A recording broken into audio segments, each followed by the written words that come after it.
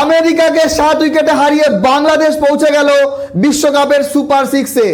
গুরুত্বপূর্ণ ম্যাচ ছিল, do or die. আজকের ম্যাচ বাংলাদেশকে জিততেই হতো। গত ম্যাচে নিউজিল্যান্ডের সঙ্গে বৃষ্টির কারণে কোনো রেজাল্ট আসেনি এবং পয়েন্ট ভাগ করতে হয়। বাংলাদেশ পয়েন্ট টেবিলের 3 নম্বরে ছিল। আজকে যদি কোনো কারণে ম্যাচ হেরে যেত তাহলে বাংলাদেশের জায়গায় আমেরিকা কোয়ালিফাই করে যেত সুপার 6-এ। যেহেতু বাংলাদেশ জিতে গেছে, তো নিউজিল্যান্ড ইন্ডিয়ার কাছে হারুক জিতুক বাংলাদেশের কাছে কোনো যায় আসে না। তো ইন্ডিয়া, নিউজিল্যান্ড এবং বাংলাদেশ এই 3টি দল সুপার 6-এ কোয়ালিফাই করে গেল। আজকে দুর্দান্ত ব্যাটিং এবং বোলিং করেছে বাংলাদেশ। যদিও ইউএসএ বাংলাদেশের কাছে অনেকটাই দুর্বল। আমেরিকা ক্রিকেটে কমসে কম বাংলাদেশের কাছে পাত্তা পায় না। সে হতে পারে আন্ডার-19 বা মেন দল। তো চলেন আজকে ম্যাচে আসি। টসে জিতে বাংলাদেশ বল করার সিদ্ধান্ত নেয় এবং আমেরিকা 50 ওভারে মাত্র 199 রান করে অল আউট হয়ে যায়। যদিও শেষ উইকেটটা রান আউটের মাধ্যমে হয়। তো এই 200 রানের টার্গেট চেস করা বাংলাদেশের জন্য খুব একটা কঠিন ছিল না। দুর্দান্ত ব্যাটিং হয়েছে বাংলাদেশের টপ 4 ব্যাটসম্যান, প্রত্যেকেই রান করেছে। আজকের এই ম্যাচ জয়ে প্রত্যেকের সমান অবদান।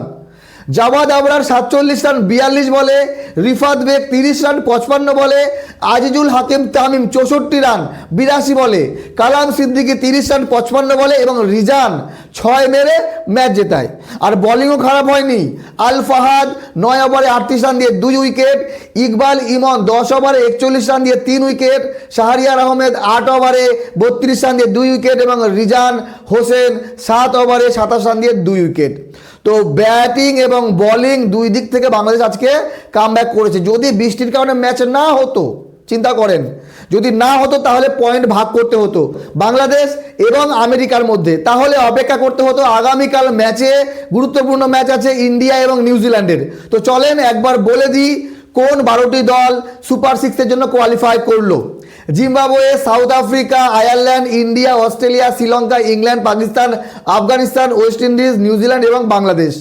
গ্রুপ 1 সুপার 6-এ আছে Afghanistan, Australia, Ireland, Sri Lanka, south Africa এবং West Indies. Group B England, Pakistan, Zimbabwe, India, Bangladesh এবং নিউজিল্যান্ড। তো এই প্রত্যেক গ্রুপ থেকে গ্রুপ টপার 2টি দল তারা সেমিফাইনালে পৌঁছাবে। এই মুহূর্তে যদি আমরা পয়েন্ট টেবিল দেখি তাহলে ইন্ডিয়া এখনও টপে আছে, বাংলাদেশ 2 নম্বরে, নিউজিল্যান্ড 3 নম্বরে। যদি এই পয়েন্ট টেবিল আগামীকাল ম্যাচের শেষে ইন্ডিয়া জিতে যায় তাহলে এই রকমই থাকবে। যদি এই রকম থাকে তাহলে ইন্ডিয়া, পাকিস্তান এবং জিম্বাবুয়ের ম্যাচ হবে এবং বাংলাদেশ, ইংল্যান্ড এবং জিম্বাবুয়ের সঙ্গে ম্যাচ হবে। তো অপেক্ষা করতে হবে আগামীকাল ইন্ডিয়া এবং নিউজিল্যান্ড ম্যাচের শেষে রেজাল্টে। তার উপর নির্ভর করছে যে সুপার 6-এ কোন দল কার সঙ্গে খেলবে।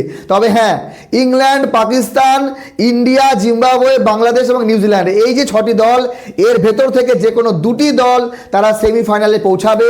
কোন 2টি দল অবশ্যই কমেন্ট করে জানাবেন।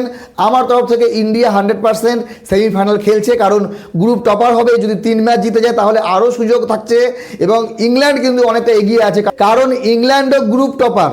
তো যদি সেমিফাইনাল খেলতে হয় তাহলে সুপার 6-এর 2টি ম্যাচই প্রত্যেক দলকে জিততে হবে, তাহলে চান্স বেশি থাকছে সেমিফাইনালে পৌঁছানোর। তো আমি চাইবো ইন্ডিয়া এবং বাংলাদেশ সেমিফাইনালে উঠুক এবং বিশ্বকাপটা যেন আমাদের এশিয়াতেই আসে। ভালো থাকবেন সবাই, ধন্যবাদ।